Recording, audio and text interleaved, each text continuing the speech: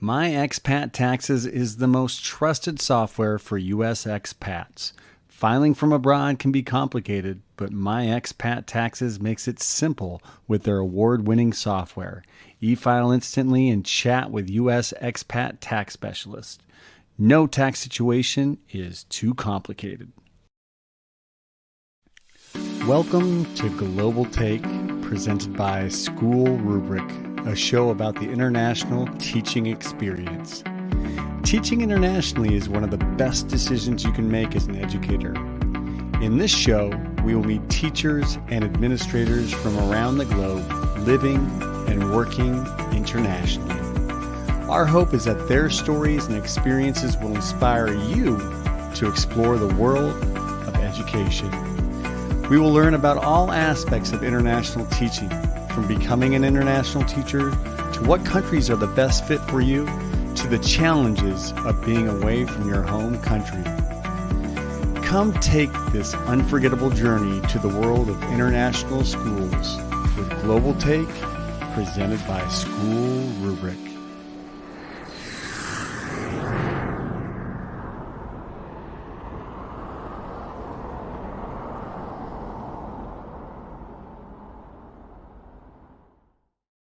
Hello and welcome back to Global Take here on School Rubric. Great to have you with us, whether you're watching live or the recording. My name is DeForest. I'm here in Vienna, Austria, and we have a great show lined up for you today. We're going to be talking about supporting and including all of your students, specifically transgender student athletes in international schools. We have a great lineup of new guests for you. We're going east and west. We have some guests from Thailand with us and one from Brazil. Here they are right now. We want to get right into this conversation. So let's start and get to know you guys a little bit. Laura, please kick us off. Who you are, where you are, and what you do. Thanks so much, Nick. My name's Laura. I'm the athletics director at Lanna International School in Chiang Mai in Thailand, which is in the north of Thailand. I've been in Thailand for about 7 years and 5 years in this AD role. And yeah, I'm super excited to talk with everyone today about this issue and really looking forward to hearing everyone's thoughts. Thank you. Awesome. Okay, Shelley, over to you. Thanks, Nick. Shelley here from KIS School in Bangkok. I just arrived this past year and heading into my second year. I've been an athletic director now for 11 years and originally from Canada. And I am very, very happy to be part of this conversation. It is so essential and important. So thank you for having me. Awesome. Thanks for joining us. And the man who will profile his school at the end of this episode, Shawn, go for it. Yeah, good morning. My name is Shawn Jeffrey. I'm the Director of Athletics and Activities at the International School of Curitiba, Brazil.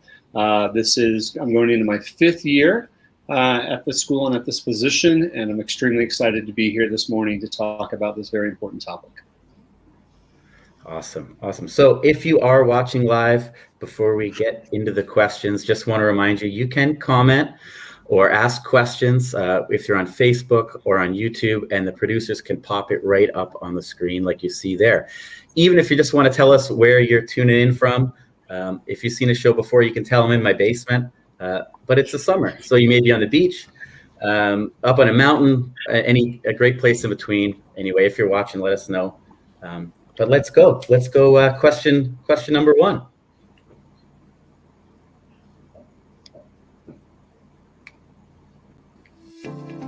What experience do you have with trans athletes? Does your school or conference have a policy?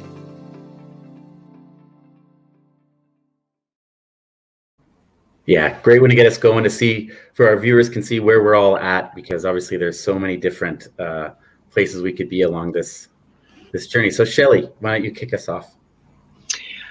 Okay, so my experience with trans athletes is quite limited.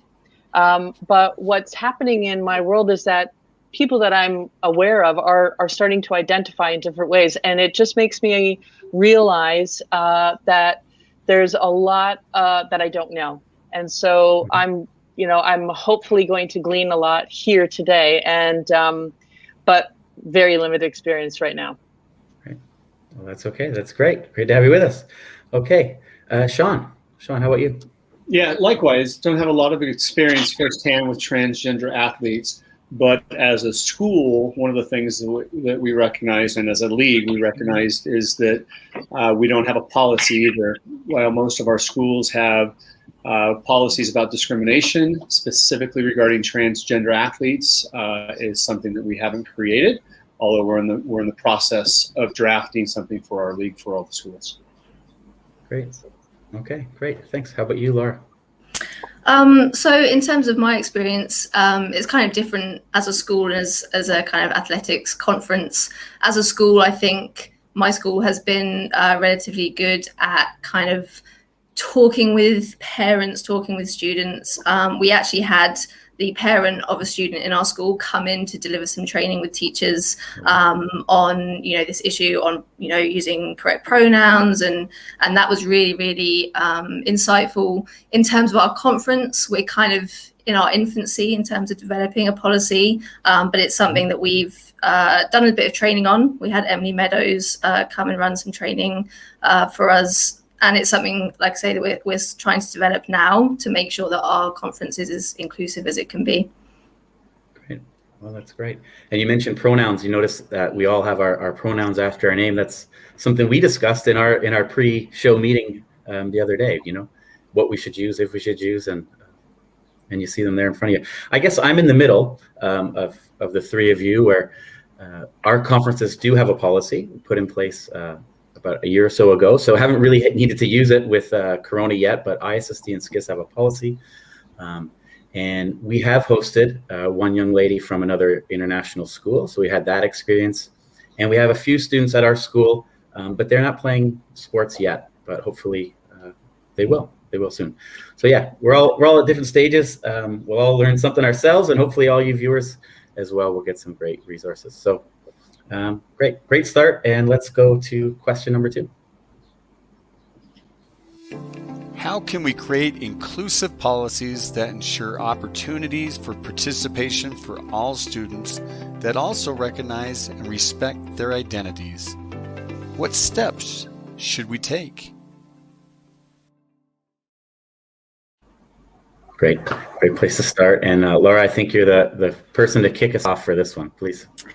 Yeah, sure. So I was just going to kind of share my experiences because I'm kind of in the middle of this process. What I've found most helpful really has been just to do research, to connect with other educators, to connect with bodies that have existing policies in place. So, for example, in our kind of umbrella of schools, recently, I just had shared with me a policy or a statement that had been developed by another athletics conference.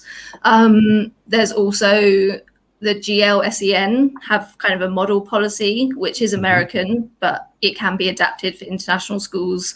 And that's got some really kind of helpful information to use as a starting point. So yeah, my advice is research as much as possible, and to find out what other schools are doing, because you don't have to reinvent the wheel. I think people are already doing some great stuff. Yeah, exactly. Great point. Okay, Shawn. Yeah, similarly, I agree with Laura, what she said, where we don't have to reinvent the wheel. In conversations at the admin levels, domestically and internationally in our region, we all understand the importance of this topic. As we look at the way to approach it, we are borrowing and using examples and policies from other regions of the world to best approach it. Right. That's it. We can use from all over, right?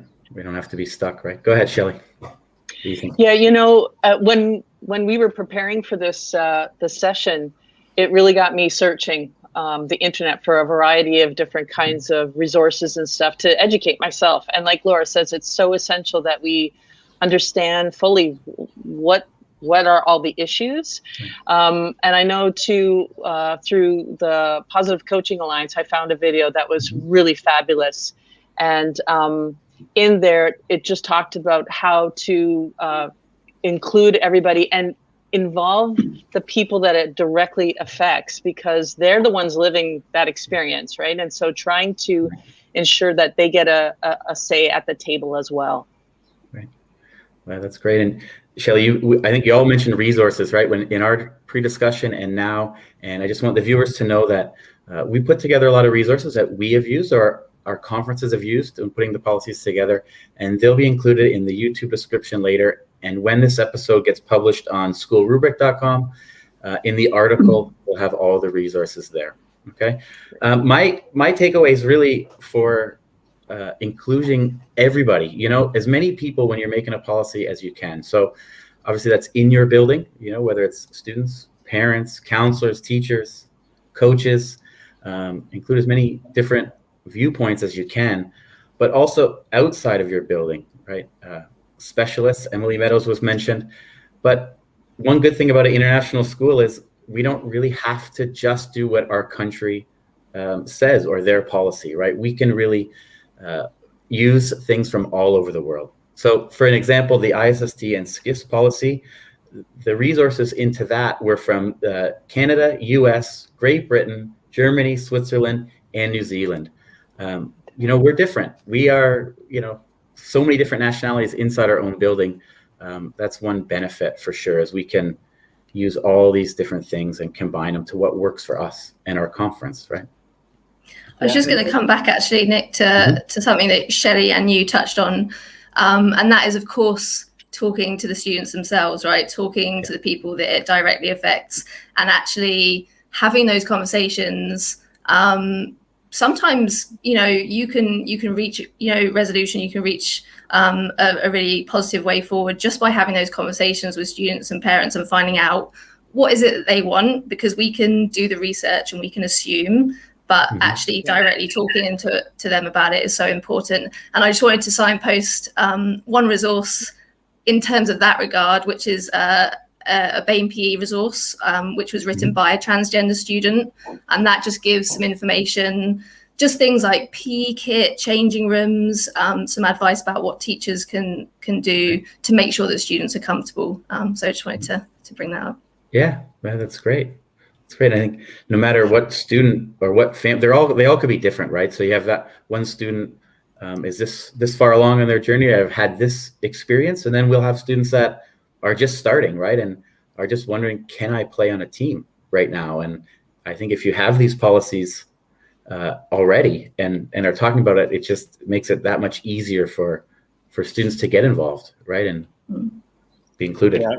What I was going to add was, and it's been touched on, is to educate and then communicate the reasons for this. And if we look at ourselves as educational institutions, it's really about inclusivity.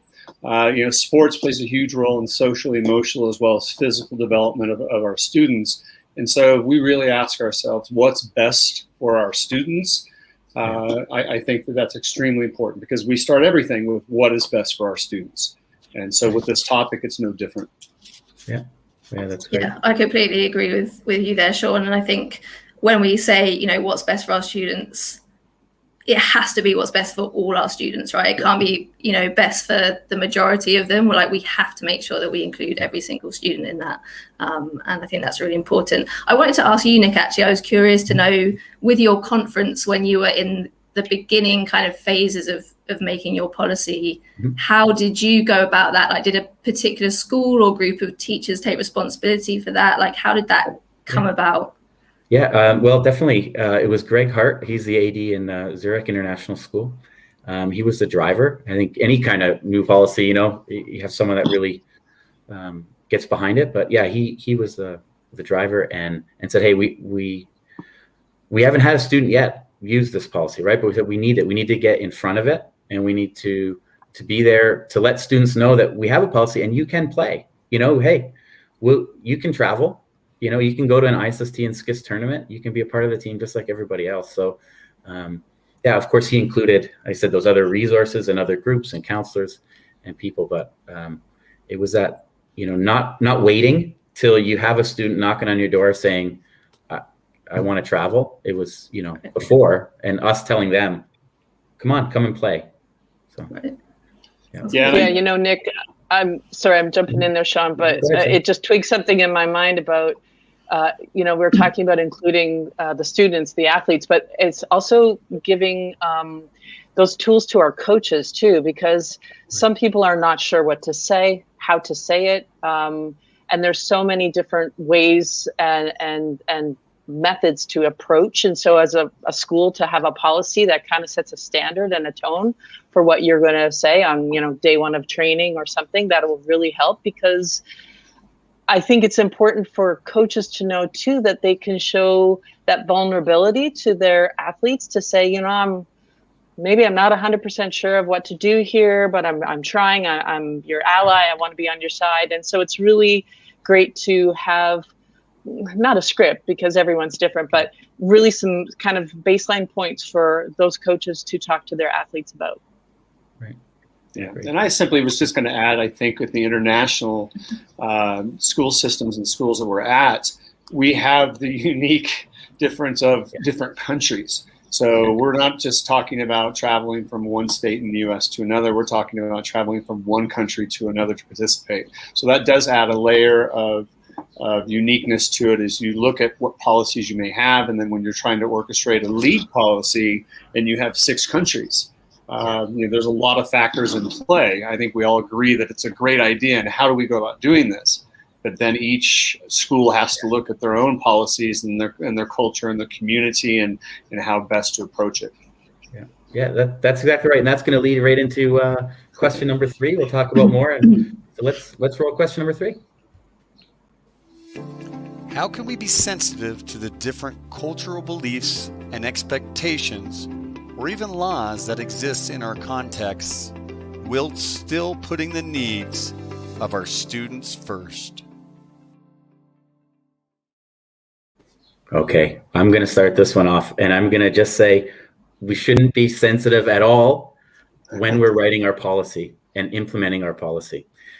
We should write it. We should include everybody like we're talking about, and not worry about what maybe will this nationality think or this nationality think or country. So when writing and getting a policy, I say don't be sensitive. Get it out there. Let the students, coaches, teachers know that you care. You're here for them, and get it out. But that's easier said than done, I think. But it's a hard line. But Laura, let's hear what you have to say about this topic.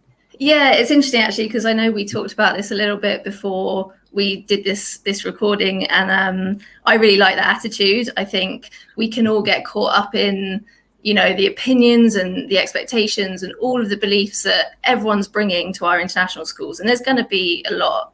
But ultimately, if we frame ourselves as that educational institution, that inclusive institution, that has to be our priority. And as long as we're willing to explain that, and as I think you said earlier, educate, the people within our communities about that, we shouldn't be too careful of stepping on toes. Like maybe this is a time when we do need to step on a few toes for the good of our students and for the good of our kind of communities as a whole.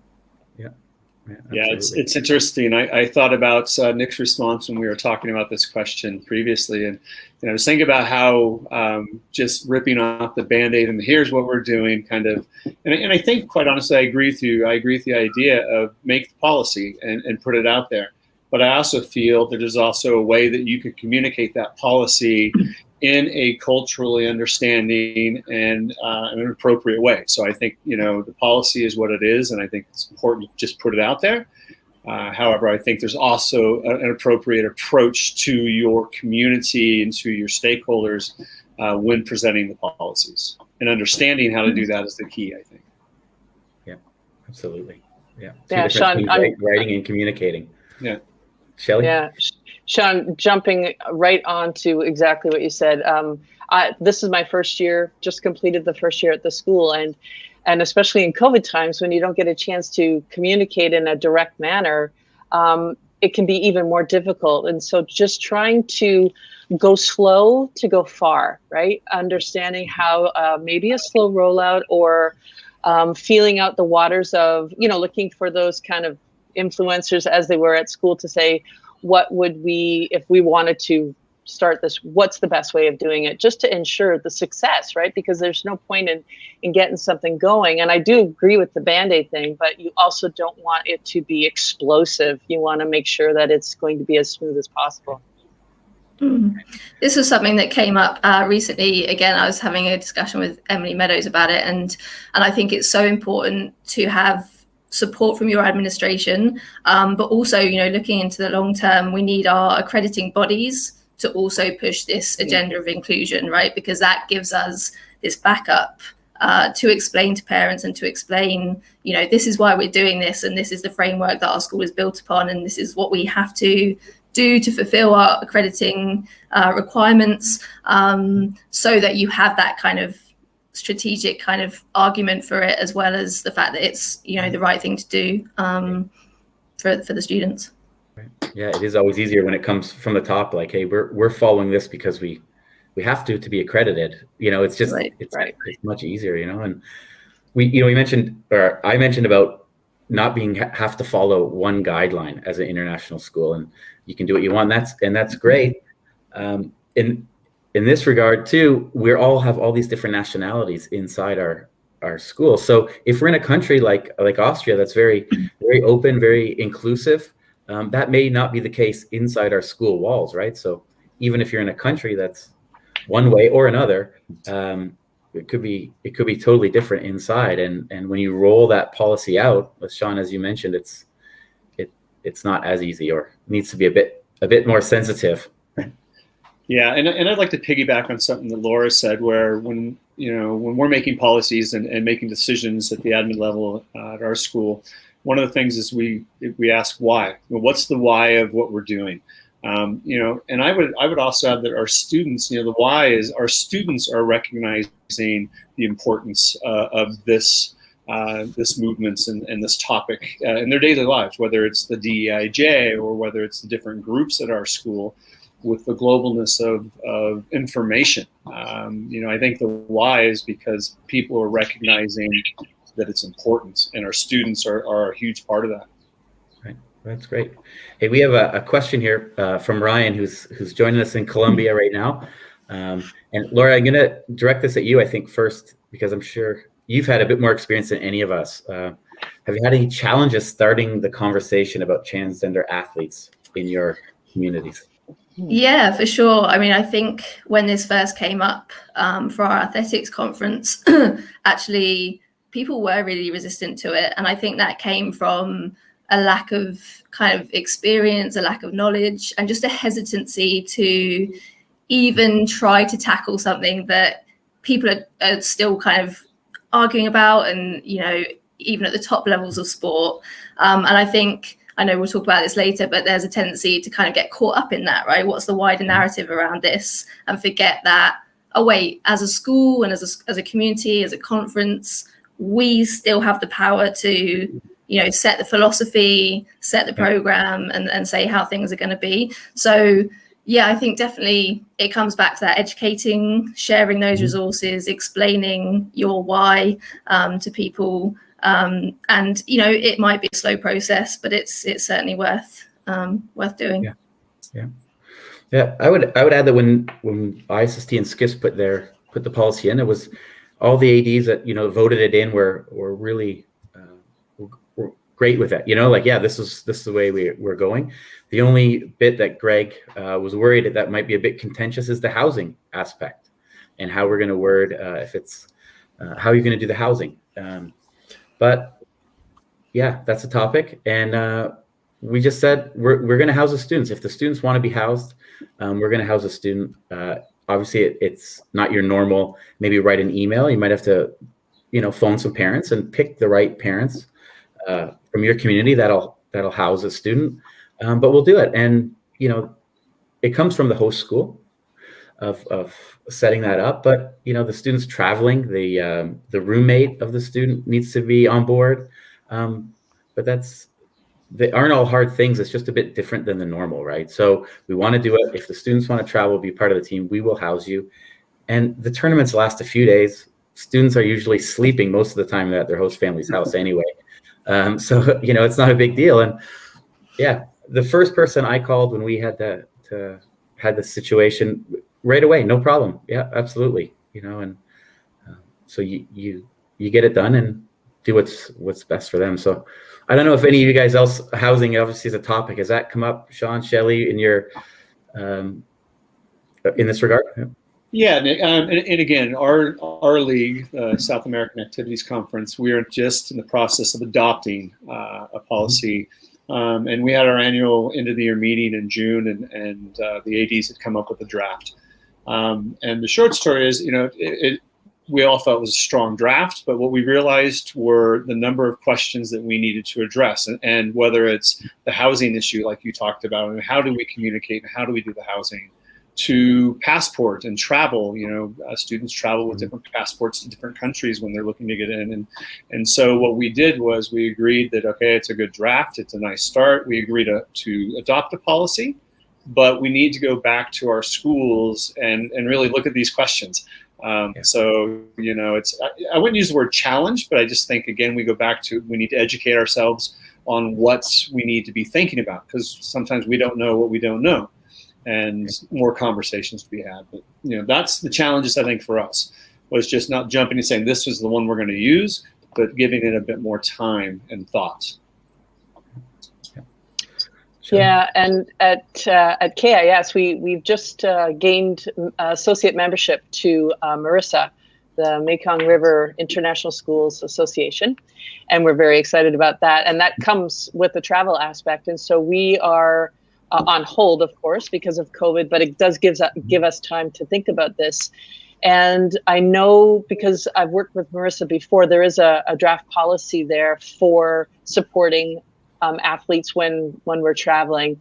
And, the one thing I really love about what we do is that as ADs, we have such a great community with each other, right? And just like you said, Nick, the school that's visiting you, they reached out because they know that you're going to find the right family to support.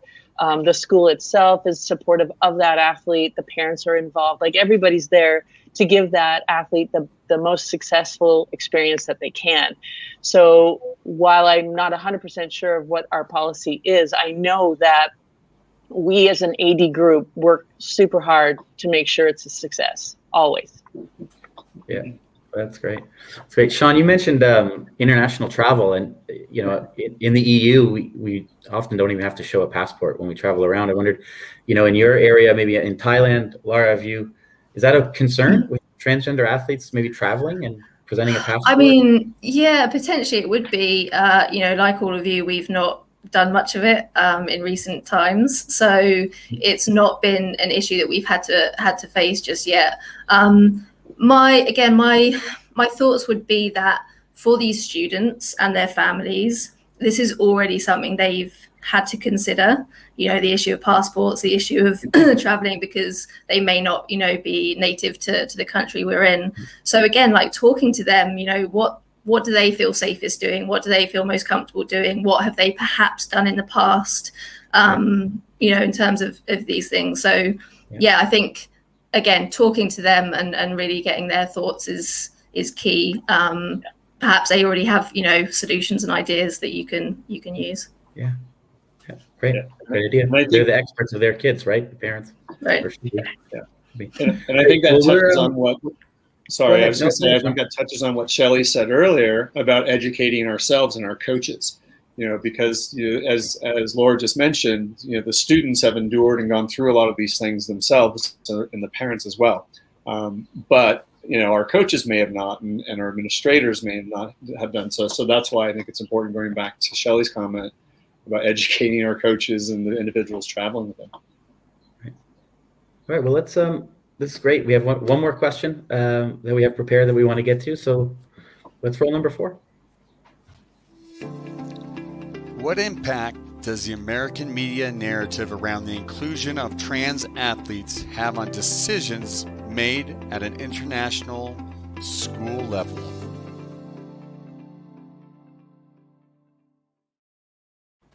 Right. Media, professional athletes. Right now with the Olympics, of course, you hear more and more as of late. So Shawn, what do you think about this?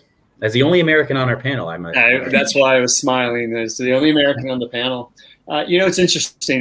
When we were discussing the questions in our previous meeting, I started looking more, and it's amazing how this has become a political flashpoint in the U.S. And and I'm currently sitting in the U.S. right now. And if you turn on the news channels, it depends on your political point of view. It's been extremely politicized. I think the fortunate thing about being international is not all of our students have access to cable news networks that are directly linked to the U.S., and so that's a plus. But I think the American media has really taken this to the next step. I was reading an article in NPR that said in 2019 there were literally 2 bills presented regarding transgender inclusion in high school athletics and collegiate athletics. This year there have been 35. And so just the huge jump in bills that states are passing to ban transgender athletes has just been an amazing jump and staggering. So, yeah, wow, great. All right, Shelley, what do you think? Yeah, it's unfortunate because the news media seem to latch onto things that are sensational and make it maybe more than it needs to be, but it's there and we have to deal with it. And again, I think it is really just knowing that the conversations are floating around on the internet and wherever else, and being aware that it's there, and having that that kind of community feel to let people talk about these things in a safe place manner, keeping everyone comfortable and honest about what's going on. And even if their viewpoint might not be as supportive as you want, we should allow them to say it and then be able to talk about why they feel that way. Right. Well, that's great. Okay. Yeah, I think it's an interesting one. Like with the question about culture, yes, we should be aware of it. Should it impact our decisions? No, it shouldn't. Our role as educators, our jobs, in schools, in international schools, is very different, perhaps, to the setup and the format that's happening in the US. I think it is important that we're aware of the narrative, because if we're aware of it, our students and our transgender students will most certainly be aware of it. It is overwhelmingly negative. It is something that potentially is going to impact their physical health, their mental health, their decision about whether or not they should take part. They're going to know that other students, other parents are going to have opinions. It all adds perhaps to that fear, maybe even of being a part of a program. So again, I think it just underlines the importance of us, of laying out our philosophy really, really clearly, having a policy, educating parents, and being aware that, we might have to have these discussions with people, but just being really clear what our main aim is. Right. Yeah, I think that you said it. That's how it's going to impact, right? But not impact our policies or how we want to include and support these kids, right? It's, we don't have professional athletes. I know there could be a few coming out of our schools, but we also don't have parents that are really pushing and needing college scholarships and have this, competitive advantage in this fairness issue of, if that student plays, then my student may not get a scholarship, or my child may not start. So thankfully we don't have that, so it doesn't impact us that way. But yeah, as talking points, and as you said, the fear factor, right? Maybe some students hear and see that and then are worried about not wanting to play, because it may be that way at our schools as well. But the first time I really not heard about transgender athletes, but was 2017. I was in a conference in Phoenix, and it was the U.S. high schools going over their rules, and they were all about including and inclusive, and how can we include these students? And just in a few years, how that media has switched, and now the narrative is, how it's not safe for them to be included. It's not fair for them to be included, and it's obviously disappointing. But it's funny how that shift has gone. Shawn, you want? Yeah, I was going to say, with that said, and we look at how things have been politicized, and some, fear has been placed around this topic. It's also nice to see some of the professional athletes that are now starting to come out and speak on behalf of the LGBT and Q. And like I think I mentioned this in our last meeting, you know, the defensive end for the Raiders, Carl Nassib, has come out. Luke Prokop for the Nashville Predators hockey team. So I think while it's become a political hot topic, I also think that there are individuals who are in the spotlight, who are elite athletes. And I think Nassib's quote was like, "I can't wait for the day that this is no longer news." Right. But that's not going to happen until individuals like himself do what he did and come out and say, "Hey, look, this is who I am." And I think our students who are in our student athletes who look up to these individuals, that's what they need. They need to see these individuals speak out on these issues as well. Yeah, exactly. Okay, well, hey, that was a great discussions back and forth on those questions. Some great takeaways. We're definitely not done though. We have the school profile coming up with Shawn, and then we'll all four of us come back with maybe our last one big takeaway or closing thought. Okay, but right now, school profile, we are going to go all the way to Brazil.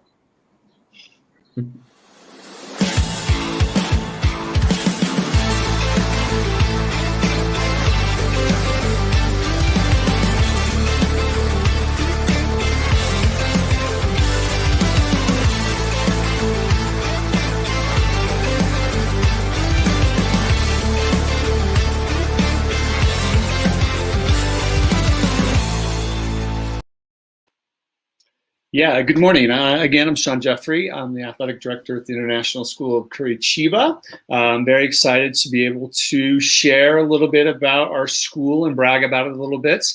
Curitiba is about an hour and 15-minute flight from Rio de Janeiro. And as you can see, we are in a rural setting. I fondly call our school the farm when we're hosting some athletic events.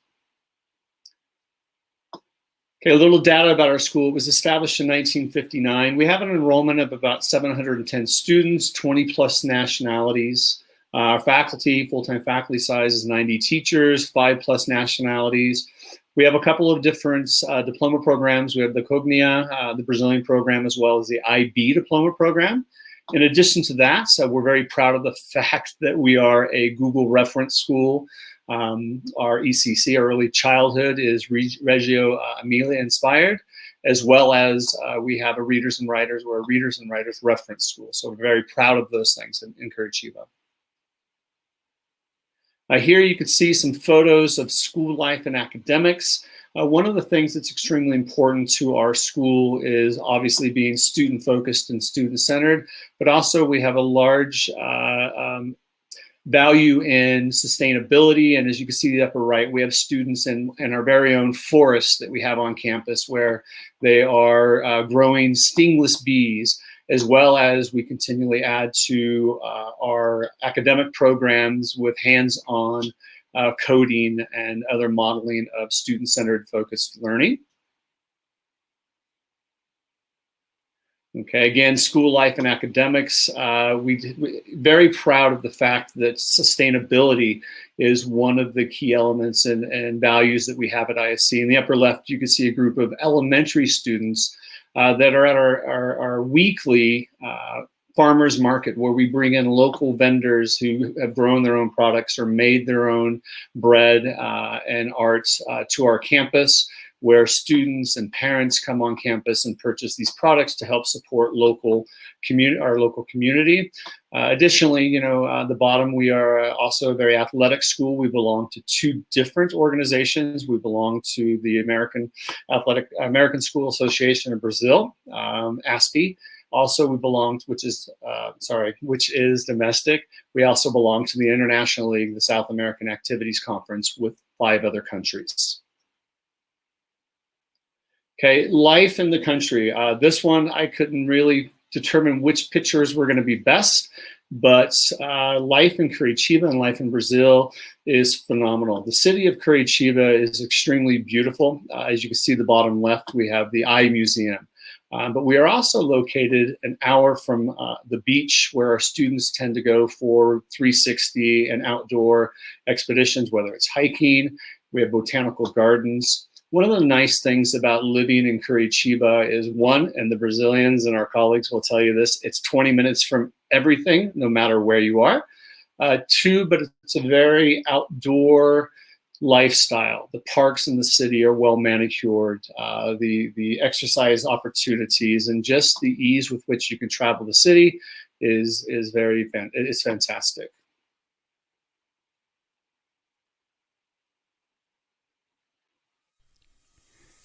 Thank you for traveling across the globe with us to learn more about international schools. To hear more from international educators and learn more about these fantastic institutions, tune in to our live Global Take episodes as we highlight international schools in our School Spotlight section presented by School Rubric. Awesome. Well, thanks, Shawn. Thanks. Great looking school, and of course the country, but the city. How long have you been there? We're going on year 5 in Curitiba. So I was thinking about my takeaways quickly. And it's like, don't ever have too many notes. Yeah. Oh, lots of paper. Lots of paper.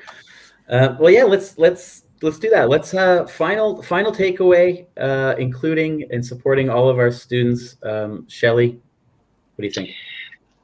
Well, there's a ton that I've been mulling over. And first of all, I just wanted to say thank you so much for doing this, because it's so important. And my takeaway definitely is about educating yourself and reaching out for different resources and searching for those pieces that you're unsure about and making sure that you have a really full picture of everything. Great.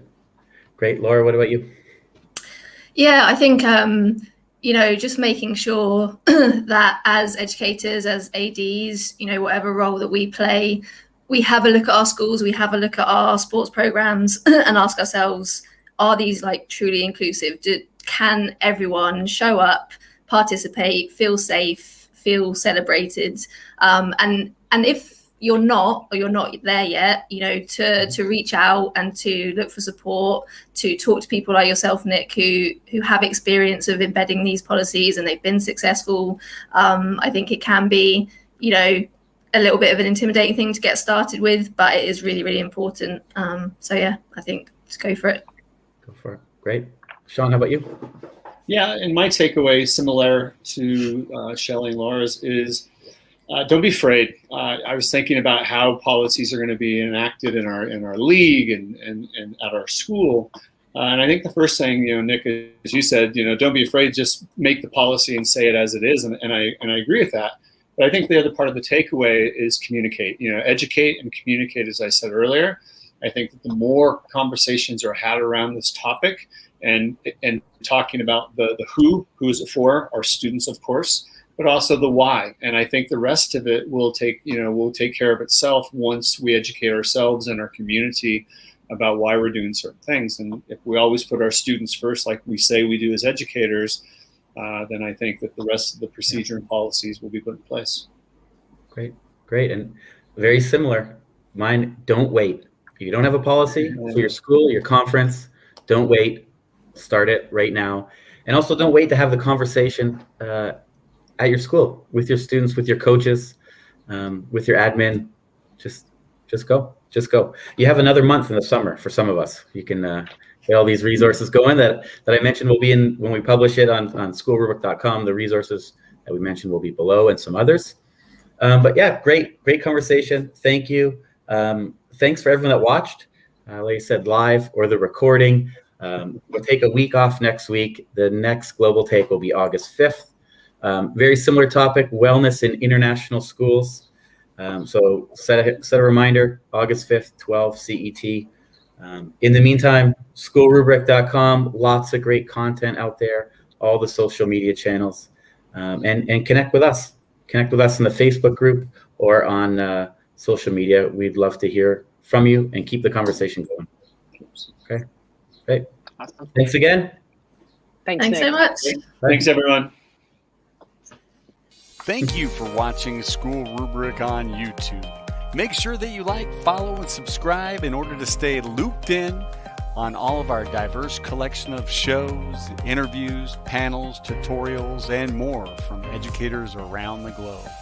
And visit us at schoolrubric.com for even more great content, such as our online articles, Interact magazine, featured podcasts, and more. Thank you.